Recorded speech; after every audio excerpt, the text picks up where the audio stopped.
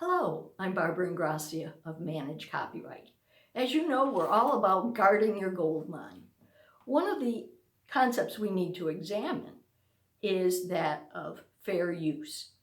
That is a limitation on the exclusive rights of the copyright holder and is determined by an analysis of 4 factors: the purpose of the use, the nature of the original work, the amount used, and the effect on the market.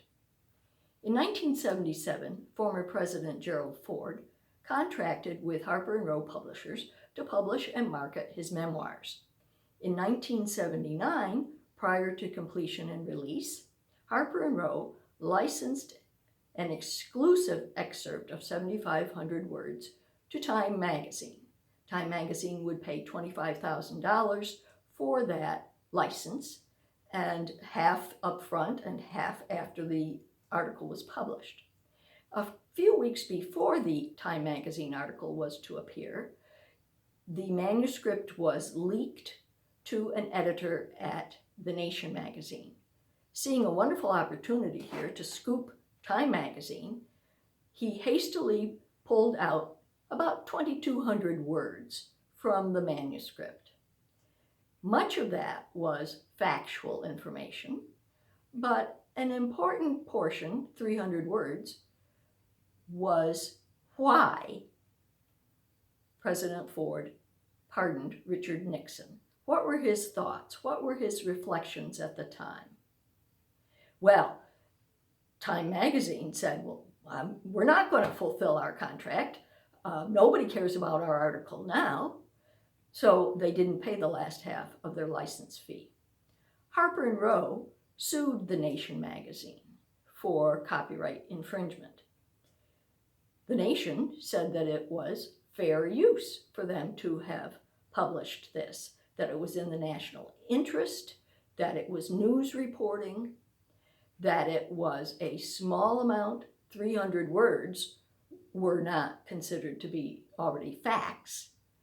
The nature of the work, well, it was factual, but it was not yet published, and it included original creative reflections from President Ford that had not been published anywhere else.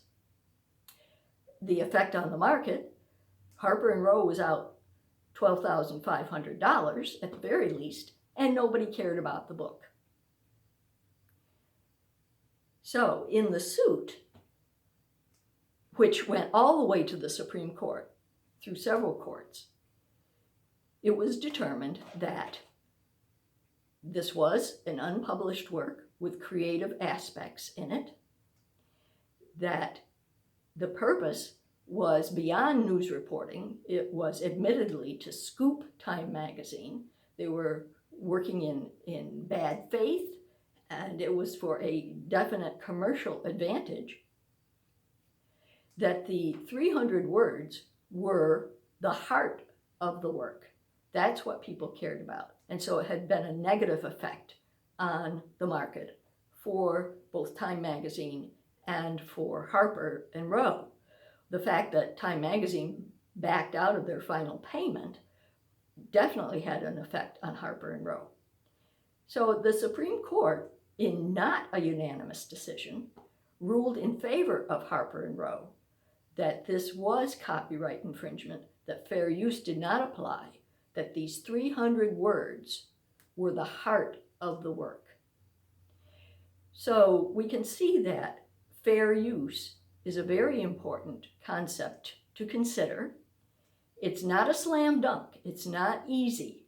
Even the Supreme Court justices couldn't all agree on whether these 300 words were too much or the heart or whatever. So this is something that we need to keep in mind when we're guarding our gold mine.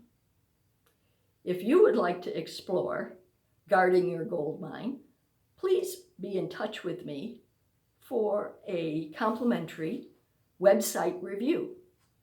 I'm Barbara Ingrassia of ManageCopyright.com. Guard your gold mine.